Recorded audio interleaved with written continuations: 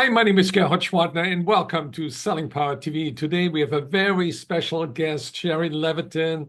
She is a keynote speaker, published author, and she has a big heart. Welcome, Shari. Well, then let's just end right there. Okay, Gerhard, that was good enough for me. Tell me about your mother who is 92 and still speaking. My mother. My mother is my inspiration. She's actually 90. She'd get very upset if you said she was 92. But you and I talked a little bit yesterday, and my mother, when she was a young girl, she was born in Berlin. She and her two sisters, her mother and her father, escaped Nazi Germany. In fact, her very first memory was going to a parade, but it wasn't a happy parade. And on the top of the hill was a man named Adolf Hitler. And so my grandmother was very courageous, and they were able to get out of Germany. It was hard to get out at that time. She did what she had to do, and they emigrated, got on a ship back in those days, and went all the way to California. And when they got there, they were very poor. Of course, they had to. My grandfather was a salesman. He was a successful salesman. He was a furrier, but of course, when you were escaping the Holocaust, you had to leave everything. And so they didn't speak the language. They didn't have any money. They were in LA. My grandmother and grandfather worked three jobs, and my mother was left home alone at 6 years old. And she walked down the street and made a startling discovery. It was called the public library. And she realized she could choose 10 books every single week, take them back and get 10 more for free. She couldn't believe it. And she did that. And she not only taught herself English, she ended up getting into UC Berkeley, then became a writer, published 44 books, taught writing, and today she's 90 years old. She is a keynote speaker. She speaks on the Holocaust. And by the way, she just wrote her 10-year business plan. She has no idea how old she is. And she's just a force of nature, Gerhard, and she's my inspiration, my everything, and my best friend. So thank you for asking. I talk to her every day. Yeah, I was curious where your energy comes from, and the energy is something that a lot of people don't know how to develop and how to nurture and how to grow. And I think your seeds of energy comes from your grandmother that Mhm. was transformed by your mother and then again transformed by you. And you're a force of nature because I've seen you on stage. I've seen you get standing ovations, and your grandfather was a salesman. And when you're in sales, you know that selling is a transfer of energy. It's a great way to put it. You're right. And, a lot of people say, oh, I don't have enough time. I don't have enough time. I think as humans, we've all got the same amount of time. Sometimes we don't have enough energy. And I do work really hard at it. I'm just turned 63 years old. I just had my birthday. And um, I think maintaining our energy is one of the most important things we can do. What we eat, what we read, what we consume, what we don't consume. I exercise every day. And then I also know my algorithms. I'm on fire in the morning. I can get more done between 5 and 8 in the morning than anyone I know. But at this time, 3 o'clock in the afternoon, I feel like a spinning top and I lose my energy. And that's when we need to stop pushing ourselves and we need to restore and renew and do quieter activities. Right. But I'm still learning. It's a never ending. Yeah, I want to go back to the library experience of your grandmother, where she took out 10 books and absorbed the energy of 10 books, and then another 10 and another 10. And that is, to me, focused energy that gets stored, that lasts a lifetime. Whereas other people take that same energy and dissipate the energy by swipe, swipe, swipe, TikTok or Instagram and everything, where the energy erodes and doesn't accumulate and doesn't feed you more than in the present moment. Well, it's also shortened our attention spans, which is what I'm going to be talking about at the Selling Power event next week. I got a stat here. I have to read it because I just found it. There is so much information and stimulus coming at all of us. We're overloaded. It makes us anxious, constantly watching the news, staying, I call this an adult binky, right? Like we're attached to it. And I'm guilty of this too. From an information standpoint, I just got this stat, Gerhard. There are 376 billion emails sent a day. If you had a quarter for every email sent in a day, you would have $94 billion or 40% of Jeff Bezos' net worth. But the reason that this is relevant for sales leaders today is our sellers are overloaded with information and content. And so what happens is a lot of times as trainers and sales leaders, we end up giving our people more content. We say, watch this course, read this book, do this, and they don't know what to do with it. So our job as sales leaders isn't to just give more information. It's to help them filter, assimilate, and apply it to win more deals on a consistent basis. And that's what I'm going to be talking about. So you talk about the four pillars of learning and developing salespeople. Yeah, and the reason for that is, Gerhard, and I learned this the hard way. When I first started my training company, I think it was 28 years ago. I was always a pretty good speaker. I was a little bit of a ham as a kid. I was doing the talent shows and all that. But the problem is I trained the way I wanted to train instead of training the way humans learn. And so what I do is I get up there and I do a show, and I led with the entertainment pillar. And I was funny and people would laugh, but nobody retained anything. And a lot of people give information and maybe even motivation, but to improve sales, it's about transformation. And how do we have transformation? And this isn't a spoiler alert, I'll just say, we have found, and we've done a lot of research, and we've now had 912 graduates of our Four Pillars Masterclass course.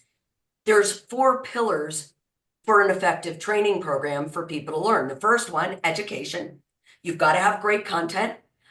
You've got to have tests right afterwards. You've got to have, today you need to have bite-sized learning. You need to create the education over time. You've got to know your technology. That's just great content. But then you do have to be entertaining. You got to be more interesting and exciting than this. So trainers, coaches, they need to know how to tell a good story, how to use video, think the five senses. You've got to use movement. And really what the entertainment pillar means is emotional connection. It's making sure people feel safe. But here's the interesting stat. If all you do is those first two pillars like I used to do, your audience is going to forget 90% of what they've heard, 90%. So you have to add the facilitation pillar and the coaching pillar. So the facilitation pillar means you ascribe to the mantra, there's more information and genius in front of me than is in front of you. And it's building community and having case studies and, having people do, different projects together, whether you're live or virtual. And we're going to go over that. How do you do case studies and facilitation virtually? There's all kinds of technology that you can use today. We've got to make our Zoom trainings interactive and fun. And how do you do that? And how do you create community with facilitation? And then finally, where the rubber meets the road is that one-on-one coaching. So if facilitation is to a group and having breakout sessions and really good exercises and pictograms and all kinds of things, think of coaching as one-on-one, because too many people think that they're doing coaching and they're not. I call it a drive-by shitting, Gerhard. What they do, a lot of sales leaders, is they'll go, hey, to make your sales calls, how you doing on quota? Well, that doesn't help any. I need to have scheduled coaching calls. We need to know someone's inner world so we can affect their outer world. And so I'm going to reveal a structure for how to do a great coaching call and even some ways you can use ChatGPT and other AI tools in order to advance all four pillars. So that's what we're going to be talking about. Tell me about the AI tool, how it helps coaching. Oh my gosh. Well, I invested in a company called Grow AI. I don't know if you've heard of them. They're fantastic. And they created a bot called Sassy Sherry, SAASI. And the way Sassy works is, and it's actually very good for coaches, is a seller. It's not like, I mean, Gong's a great tool. There's a lot of great tools out there, but this is full cycle. So a lot of the tools that are out there now, it's like looking at a game tape after the game is over. What Grow AI helps you do is you'll say, hey, Sassy, I'm about to meet with XYZ company. I have a meeting with the CIO. How should I prepare? And it's all voice activated. And what she'll do is she'll tell you, well, if you look them up on LinkedIn, here's the 5 rules for looking up on LinkedIn. So you're having a conversation with a coach, but then your sales manager gets the information so that the sales manager can help fill in the blanks. I liken AI. Here's my analogy for AI tools, all of them. I love football. I love watching it with my 20-year-old son. That's why I love it. And I used to be a big Denver Broncos fan. I don't know if you ever followed John Elway back in the Oh, day, yeah. but Elway, right, had this amazing ability. There'd be 2 minutes left in the game, and then he'd throw like an 80-yard pass and win the game. But what's interesting about Elway is it wasn't until he had Terrell Davis, a great running back, that he actually won a Super Bowl. So I think of AI this way. AI will get us to the 80-yard line, but you better come in and be a Terrell Davis because if you don't have the human bring it the last 20 yards, you're going to fail. People are going to ignore you. So whether it's Grow AI, whether it's ChatGPT, whether it's Claude, Perplexity, a million tools out there, you better insert the human. You better know where to insert the human because nothing replaces human connection and it never will. Yeah, and catching a pass is a split-second decision that requires a presence that is uncommon in a huge focus. So AI can deliver amazing passes, but a lot of people don't catch them. It's really good. I never, thank you for that. Improving the analogy. I love that.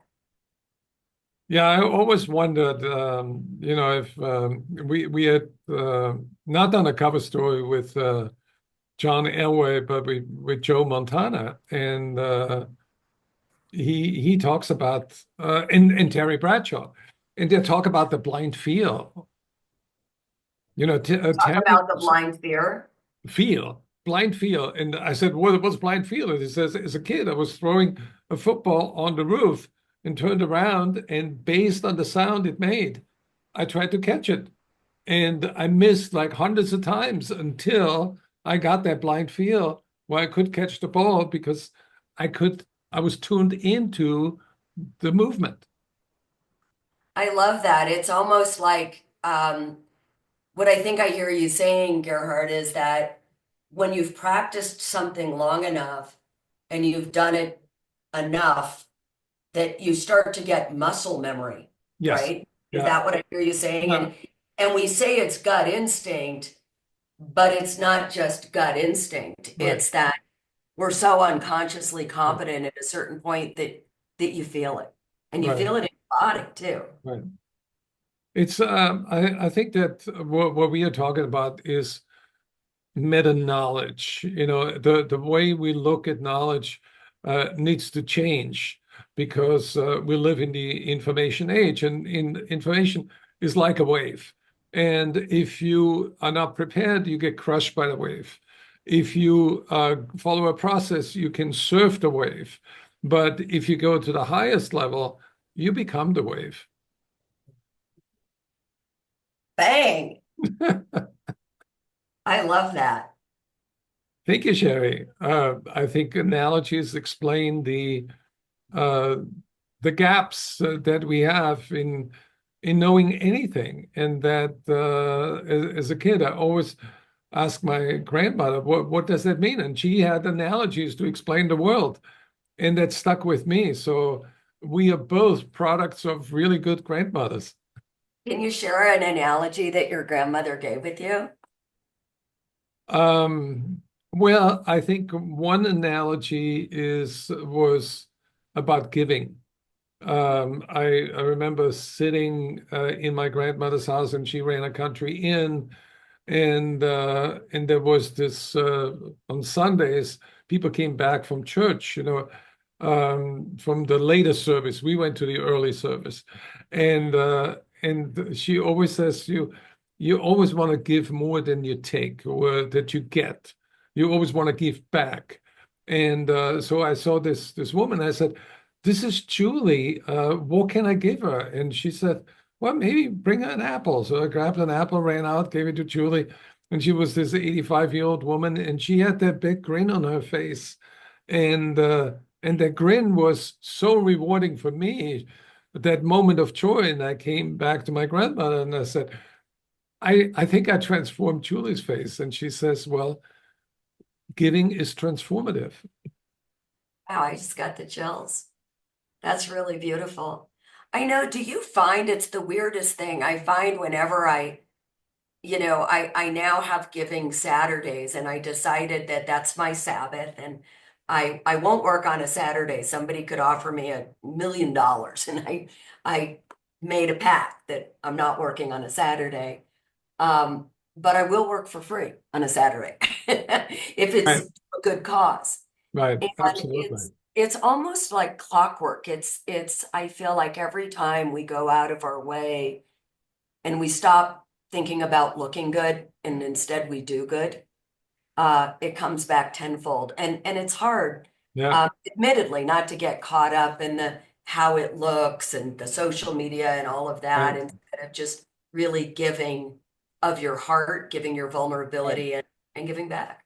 And there's even a study, Chinese scientists last month published a study where they um, analyzed micro giving. So when people, poor people actually give maybe a penny or 5 cents or 10 cents to a charitable cause through digitally, and they do it for every day, and recorded their moods, and they actually discovered it lifts depression, it brings joy to your life, and people feel better about themselves because they gave something that had a little impact on somebody else.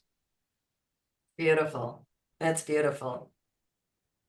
And if you're selling correctly, that's what you're doing, right? We're not thinking about the outcome. We're thinking about really helping Well, that customer and that client and or mentoring that person. but I think you also take something away. What you're taking away is the customer's problems. Mhm. That's right. That's the goal. Exactly. Well, Shari, thank you for your time and thank you for delivering a live keynote from Hollywood, actually, next week at the Sales 3.0 Summit, the Sales Transformation Summit that wouldn't be what it is without Shari. Well, I appreciate your continued support, Gerhard. Thank you. Thank you.